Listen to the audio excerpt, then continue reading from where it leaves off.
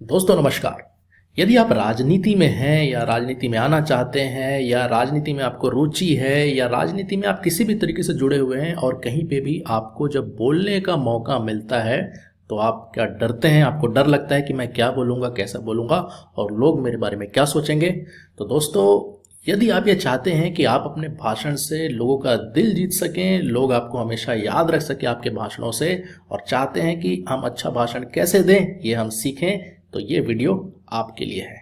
दोस्तों नमस्कार, मेरा नाम राजीव साहू है और मैं एक पॉलिटिकल सक्सेस कोच हूँ और मेरा मिशन है राजनीति में 1 लाख ऐसे फ्यूचर लीडर्स की मदद करना जो भविष्य में हमारे देश और समाज को एक बढ़िया नेतृत्व प्रदान कर सकें।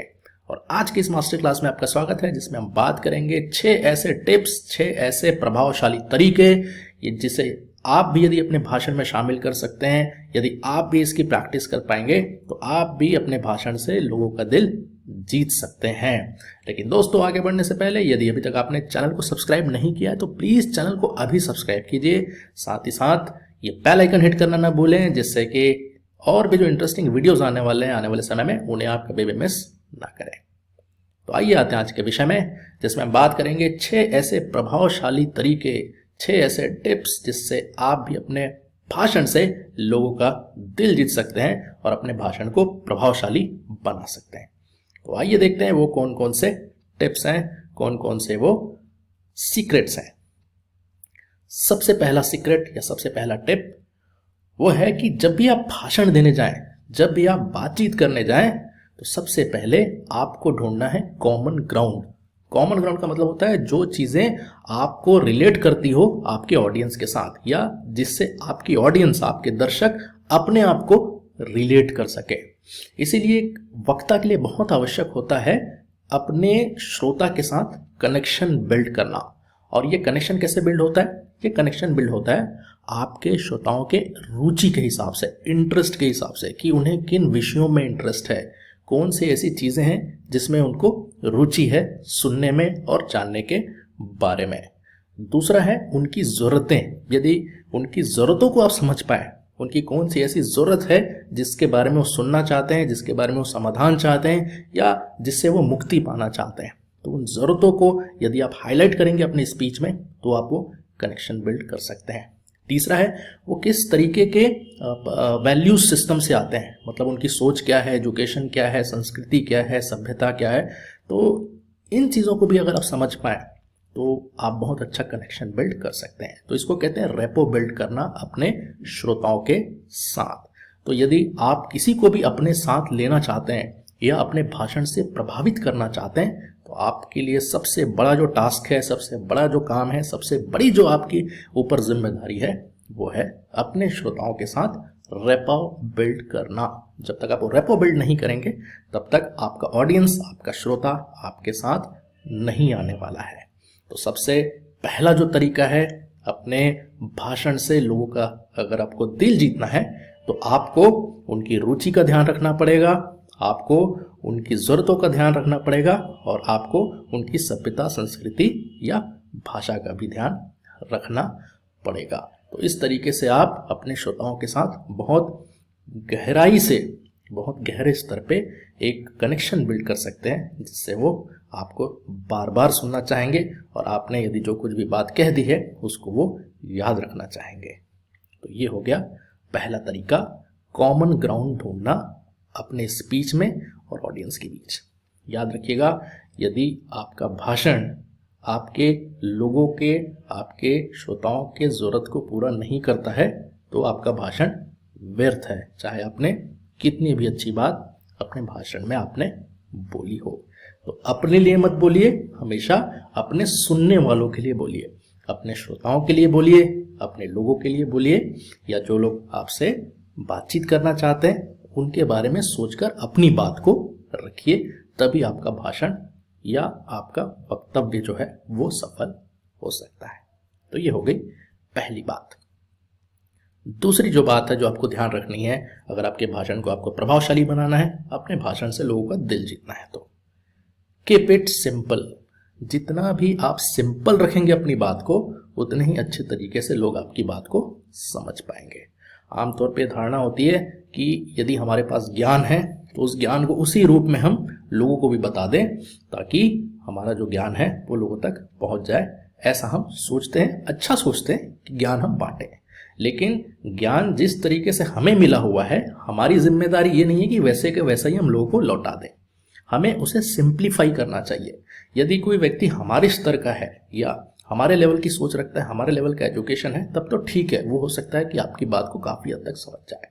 लेकिन जब आपके ऑडियंस में वैरायटी हो, आपके नीचे सोच वाले, नीचे शिक्षा वाले या आपके जितने सोच रखने वाले नहीं हो, तो आपका जो कर्तव्य है, स्पेशली पॉलिटिक्स में, राजनीति में, कि चीज़ों को सिंप्लीफाई करके बताएं। जितने सिंपल आप रखेंगे अपनी बातों को, उतने ही अच्छे तरीके से लोग आपकी बात को सुन पाएंगे या समझ पाएंगे। इसलिए आपका ये फ़र्ज़ है कि आप अपनी बात को बहुत सिंपल रखें।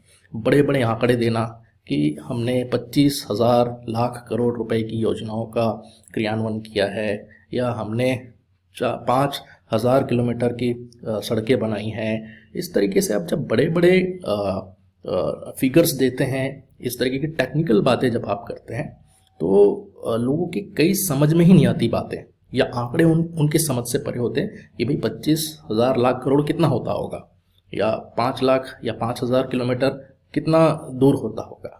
तो आपका फ़र्ज़ है कि चीज़ों को बहुत सिंपल करें, साफ साफ शब्दों में बताएं, ताकि हर एक स्तर का व्यक्ति आपकी बात को समझ पाए। यदि आप अपनी बातों को बहुत सिंपल तरीके से, साफ तरीके से बोलते हैं, तो इसके चांसेस बढ़ जाते हैं कि लोग आपकी बात से प्रभावित हों और आप एक अच्छे वक्ता के रूप में अपनी पहचान बना पाएंगे। कम्युनिकेशन में अक्सर ये कहा जाता है कि यदि आपकी बात 5 साल का कोई बच्चा समझ गया, इसका मतलब यह है कि आपने बहुत अच्छे तरीके से चीज़ों को कम्युनिकेट कर दिया, या आपका संवाद का स्तर बहुत उच्च स्तर का है। तो आप अपनी बात को बिल्कुल इस तरीके से रखिए कि एक छोटा बच्चा भी आपकी बात को समझ जाए। तो कोशिश करिए अब से कि अपनी बातों को बहुत सिंपल तरीके से, सादगी के साथ, ऐसे तरीके से कि हर एक के समझ में आ जाए, इस तरीके से अपनी बात को रखने का प्रयास करेंगे।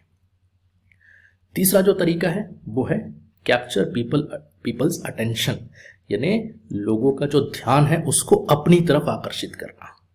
तो जब आप बड़े ग्रुप में बात करते हैं, जब आप एक समारोह में जाते हैं, किसी कार्यक्रम में जाते हैं और बहुत सारे लोग आपके सामने बैठे होते हैं, तो आपका जो पहला टास्क होता है वो होता है कि सारे लोगों का ध्यान को अपनी ओर आकर्षित करना, और ये होता है शुरुआत में। तो जब भी आप स्टेज पर बोलने की शुरुआत करते हैं, तो आपका जो स्टार्टिंग पोर्शन है, जो आपका शुरुआती जो अंश होता है, ये बहुत ही पावरफुल होना चाहिए। अब सवाल ये उठता है कि इसे हम पावरफुल कैसे बनाएं।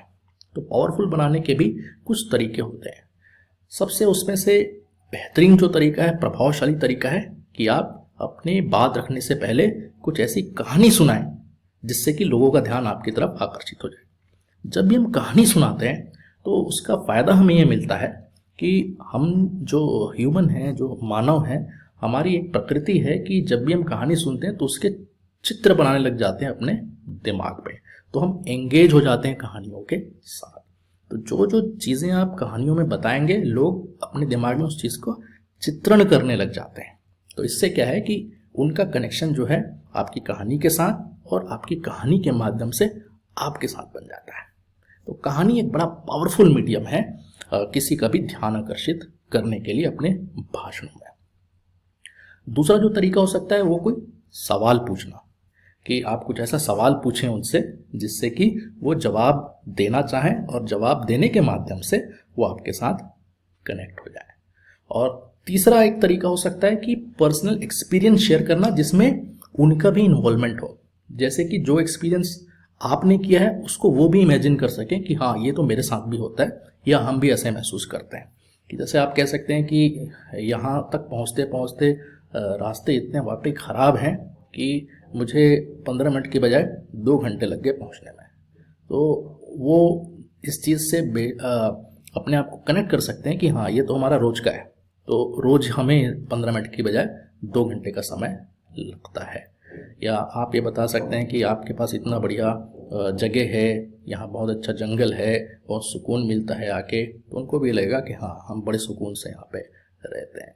तो ऐसे कोई भी ऐसी चीज़ें जो कनेक्शन बिल्ड करती हो आपके ऑडियंस का आपके किसी भी एक्सपीरियंस के साथ, तो वो एक्सपीरियंस आप लोगों को बता सकते हैं, या ऐसा कोई एक्सपीरियंस जिससे उन्हें मोटिवेशन मिले, ऐसा कोई अनुभव आपका, ऐसी कोई जीवन की घटना जिससे उनको मोटिवेशन मिले, उनको इंस्पिरेशन मिले, वो किसी चीज़ को करने के लिए मोटिवेट हो जाए। तो इस तरीके से आप लोगों का जो अटेंशन है, उनका जो ध्यान है, उसको आकर्षित करना आपका तीसरा काम है अपने भाषण या अपने वक्तव्य के शुरुआत में। चौथा तरीका जिससे आप अपने भाषण को प्रभावशाली बना सकते हैं या लोगों का दिल जीत सकते हैं, वो है इंस्पायर पीपल, यानी कि आपको लोगों को मोटिवेट करना है किसी भी चीज़ के लिए। तो आप अपनी बातों को इस तरीके से डिज़ाइन करिए, आप अपने भाषण को इस तरीके से डिज़ाइन करिए कि आप लोगों को इंस्पायर कर सकें। और जब आप लोगों को इंस्पायर करते हैं तो आप उनकी कैपेबिलिटीज़ पे उनको भरोसा दिलाते हैं। उनके अंदर जो भी ताकत है, उन्हें लगता है कि हाँ, ये ताकत हमारे अंदर भी है। कि जैसे सरकार को बदलने की ताकत, अपने प्रतिनिधि को बदलने की ताकत, या जिस परिवेश में वो रह रहे हैं उस परिवेश को बदलने की ताकत, या जो चीज़ आप चाहते हैं उसे कैसे आप अमल में ला सकते हैं, वो ताकत भी अगर उनके पास है तो उस ताकत का एहसास दिलाना, या जो भी उनके सपने होते हैं उन सपनों को उनको बताना कि यदि आपका ये सपना है तो इसको हकीकत में कैसे आप बदल सकते हैं और आप उनकी कैसे मदद कर सकते हैं इस सपने को हकीकत में बदलने के लिए। और यदि आप उस प्रक्रिया को जानते हैं तो उस प्रक्रिया को ज़रूर बताइए। तो आपका जो फोकस होना चाहिए वो आपके दर्शकों के ऊपर होना चाहिए, उनकी सोच, उनकी ज़रूरत, उनके सपने। तो इससे होता क्या है कि आप उनको हमेशा अपने साथ लेकर चल पाते हैं। तो यदि आप अपनी ताकत के बजाय दर्शकों को उनकी ताकत का आप अगर अंदाज़ा लगवाने में सफल हो पाए तो डेफिनेटली वो इंस्पायर होंगे, मोटिवेट होंगे, और इसके लिए वो आपका धन्यवाद करेंगे कि आपने उनकी मदद की उस स्वयं को मोटिवेट करने के लिए। तो ये हो गया चौथा तरीका, इंस्पायर पीपल। अब पांचवा जो तरीका है जिससे कि आप लोगों का दिल जीत सकते हैं या लोगों को अपना बना सकते हैं, वो है बी ऑथेंटिक, यानी कि असल रहिए, अपने आप को किसी और रूप में मत दिखाइए। देखिए, लोग जितने भी सीधे साधे दिखते हों वो होते हैं बड़े चतुर, तो वो बहुत जल्दी फर्क कर लेते हैं कि आप असल हैं या नकली हैं। तो इसीलिए अपने आप को हमेशा जो भी आप हैं उसी व्यक्तित्व में प्रस्तुत करने का प्रयास कीजिए। जितने ओरिजिनल आप रहेंगे, जितने ऑथेंटिक आप रहेंगे, जितने असली अपने आप को दिखाएंगे, उतना ज़्यादा भरोसा आप जीत पाएंगे अपने लोगों का। और याद रखिएगा, भाषण सिर्फ भाषण के साथ ख़त्म नहीं होता। भाषण एक शुरुआत होती है किसी भी रिश्ते की, किसी भी पहचान की। तो आप वहाँ से शुरुआत कर रहे हैं, इसीलिए अगर आप फेक शुरुआत करेंगे तो आप अधिक देर तक नहीं टिक पाएंगे, लोगों का भरोसा जो है आप पर नहीं बन पाएगा। लेकिन आप जो भी ओरिजिनल में हो, हम में से हर एक के अंदर कमज़ोरियाँ होती हैं, हर एक के अंदर बहुत सारी गलतियाँ हम करते हैं, लेकिन इसके अलावा बहुत सारी ताकत भी होती है और बहुत सारी खूबियाँ भी होती हैं। तो आप जितने नेचुरल रहेंगे कि आपकी ताकत के साथ आपकी कमज़ोरी भी दिखे और आपकी खूबियों के साथ आपकी कमियां भी दिखें, तो लोग ये सोचते हैं कि ये बिल्कुल हमारे जैसे हैं, ये कोई अलग नहीं है, या ये सिर्फ अच्छी अच्छी बातें कर रहे हैं, अच्छा अच्छा दिख रहे हैं, लेकिन ज़रूर इनमें भी तो कोई कमियां होंगी। तो लोग फिर अपने तरीके से उसे निकालने की कोशिश करेंगे। तो डरिए मत, भरोसा बनाना सबसे मुख्य काम है आपके भाषण में या आपकी बातचीत में। तो आपका जो केंद्र बिंदु होना चाहिए आपके भाषण का, वो है भरोसा बनाना, कनेक्शन बनाना, जिससे कि लोग आप पे ट्रस्ट कर सकें और आपके साथ वो आगे बढ़ सकें। इसीलिए जितना भी हो ऑथेंटिक रहिए, ओरिजिनल रहिए, जो भी आप हैं वही दिखाइए, जो आप नहीं हैं उसे आप दिखाने की कोशिश बिल्कुल मत कीजिए, नहीं तो आप टिक नहीं पाएंगे। आप अगर लड़खड़ाते हैं बोलते हुए, लड़खड़ा कर बोलिए। आप गलती करते हैं बोलने में, शुरुआत में आपसे गलती होगी, चाहे आप कितने भी रोकने का प्रयास कर लें, लेकिन इन्हीं गलतियों के साथ ही हम आगे बढ़ते हैं। तो जितनी जल्दी आप गलती करेंगे उतनी जल्दी आप सीखेंगे, और जितना देर लगाएंगे उतने देर आपको लगेगी बातों को सीखने में और लोगों का भरोसा कमाने में। इसलिए कहा जाता है कि version 1 is better than version none, यानी कि आपका कोई भी पहला वर्जन जो होता है, आपका पहला जो चित्रण होता है, वो बेटर है यदि आप कभी लोगों से बात ही नहीं करेंगे। उससे बेहतर है कि आप बात करिए, गलती करके बात करिए, लड़खड़ा के बात करिए, डर के बात करिए, जैसे जैसे आप बात करते जाएंगे वैसे वैसे आपका डर भी खत्म होता जाएगा। तो आपको ओरिजिनल रहना है, आपका जो व्यक्तित्व है उसी के साथ आपको चलना है, तो आपको भी कोई तकलीफ नहीं होगी बार बार अपना रूप बदलने में, और लोगों को भी तकलीफ नहीं होगी आपको समझने में। तो एक वक्ता के रूप में हमेशा ओरिजिनल रहिए और अपनी ओरिजिनलिटी लोगों के सामने दीजिए, लोग आपको एक्सेप्ट करेंगे, गारंटी मैं आपको देता हूँ। जैसे आप हो वैसे आपको लोग एक्सेप्ट करेंगे, बस आप में ओरिजिनलिटी होनी चाहिए, ईमानदारी होनी चाहिए। तो ये हो गया 5वां तरीका। अब 6वां और आखिरी तरीका जो है वो है फॉलो अप। मैंने जैसे कि कहा कि कोई भी भाषण के साथ खत्म नहीं होता है और भाषण के साथ खत्म करना भी नहीं चाहिए। तो भाषण एक शुरुआत होती है संवाद की। तो उस समय तो आप अपनी बात कहते हैं, आपने अपनी बात कह दी, आपने बहुत अच्छे से रिसर्च किया है उनकी ज़रूरतों के बारे में, उनकी रुचि के बारे में, उनके इंटरेस्ट के बारे में, तो उनको भी बड़ा अच्छा लगेगा सुन के आपकी बातों को। लेकिन संवाद जो है वो यहाँ से शुरुआत होती है। तो आपको फॉलो अप करना चाहिए। जिन लोगों के साथ भी आपका इंटरेक्शन हुआ है, जो भी आपके आयोजक हैं, उनके साथ आपके भाषण के बाद ज़रूर उनसे पूछिए कि आपने जो बोला वो सही था कि नहीं था, आपने जिस उम्मीद से मुझे बोलने के लिए कहा था मैं वो उम्मीद पूरी कर पाया कि नहीं कर पाया, या आपके जो लोग आए थे उनको अच्छा महसूस हुआ कि नहीं हुआ, उनका क्या कहना है। और हर एक फीडबैक को पॉजिटिव तरीके से लीजिए। कुछ आपकी तारीफ़ें भी होंगी और हो सकता है कि कुछ आपकी कमियां भी बताई जाएं जो आमतौर पे बताई नहीं जाती अगर आप अच्छे पोजीशन पे हैं या प्रभावशाली व्यक्ति हैं, नेता हैं तो। लेकिन फिर भी कोशिश करिए अपनी कमज़ोरियों को जानने का। तारीफ़ें आपको अगर 10 मिलेंगी तो एक कमज़ोरी भी पता करने का प्रयास करिए, जिससे कि आप अपने आप को बेहतर बना सके। दोस्तों, कम्युनिकेशन यानी संवाद एक सतत सीखने वाली प्रक्रिया है, एक ऐसी कला है जिसे आप जितना सीखेंगे उसमें उतना ही आप बेहतर होंगे। तो सोशल मीडिया के माध्यम से आप फीडबैक लीजिए, या जिन दर्शकों के साथ, जिन लोगों के साथ आपने संपर्क बनाया हुआ है उनसे सोशल मीडिया के माध्यम से दोबारा संपर्क बनाने की कोशिश करिए, और जो आपने शुरुआत करी अपने भाषण से उसे आप आगे तक ले जाने का प्रयास करिए। तो आप देखिएगा कि कैसे आप, जो भी लोग आपको सुनते हैं, उनका दिल आप जीत पाएंगे और वो हमेशा के लिए आपको सुनना चाहेंगे। इस तरीके की इमेज आप बना सकते हैं। तो दोस्तों, बोलना एक कला है जिसे कोई भी सीख सकता है। कोई भी इसमें परफेक्ट नहीं होता है, कोई भी इसमें 100% परफेक्ट हो भी नहीं सकता। ये लगातार सीखने की प्रक्रिया है। आप सीखते रहिए, आगे बढ़ते रहिए, अपने आप को बेहतर वक्ता बनाते रहिए। दोस्तों, ये वो 6 टिप्स थे जिससे आप भी अपने भाषण से लोगों का दिल जीत सकते हैं और अपने भाषण को बहुत प्रभावशाली ढंग से बोल सकते हैं।